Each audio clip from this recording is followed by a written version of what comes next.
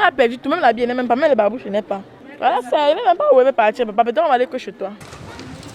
Ce bar, autrefois animé au rythme des musiques dansantes, est aujourd'hui réduit en cendres. Le nommé Guizot est encore sous le choc, après avoir perdu une marchandise estimée à une valeur d'environ 26 millions de francs CFA. Il n'a plus de mots pour exprimer son malheur. Selon les témoignages recueillis, l'incendie serait parti d'un délestage soudain. Un autre coup du sort dans une zone où les coupures d'électricité sont devenues une routine pour les habitants de Bonabéry, au carrefour Georgie. Mais cette fois-ci, la conséquence est allée bien au-delà de l'obscurité. Il y a certaines copines qui sont venues m'accompagner. On était tous dans les commentaires, on cause.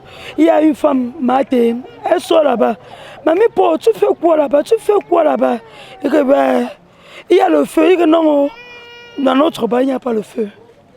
Il n'y a pas le feu ici au carrefour. Et que sortez. Quand on sort là, on voit directement la fumée.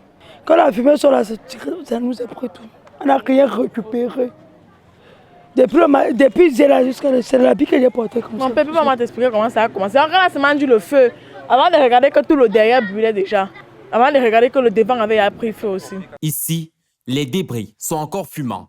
À chaque cri de détresse, en espoir, celui de voir les pompiers surgir et éteindre les flammes. Mais en vain. À chaque appel passé aux sapeurs-pompiers, soit aucune réponse, ou alors la même réponse glaçante. Ils ne sont pas venus. On les a appelés même 30 fois, ils ne sont pas venus. Ils ont dit qu'ils n'ont pas le carburant. Personne n'est venu. On a appelé les sapeurs-pompiers, ils ont dit qu'ils n'ont pas le carburant dans la voiture. Le défaut de moyens laisse sans voix les sinistrés, obligés d'assister impuissants à la destruction des investissements de toute leur vie entière. L'entreprise chargée de la fourniture d'électricité est encore pointée du doigt. Demi-tour encore. Dès que je fais demi-tour, c'est le premier studio que ça prend que ma part. Mais parce qu'on avait baisse tension.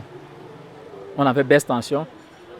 Et cette baisse tension, où je reviens, quand je ressors là, je vois, c'est toujours le paquet. Il a souvent les phrases qui changent. La semaine passée, nous avons eu problème de lumière. Le monsieur a changé des phrases. Et nous ne savons pas si c'est peut-être cette phrase qu'il a eu à changer qui a causé cet incendie. Des enfants traumatisés, des parents dévastés et des familles entières condamnées à errer dans la rue, avec pour seul bien ce que l'on pu sauver dans la précipitation, ces vêtements qu'ils abhorrent. Aujourd'hui, ces 14 familles se retrouvent sans abri, livrées à elles-mêmes, sans savoir de quoi demain sera fait.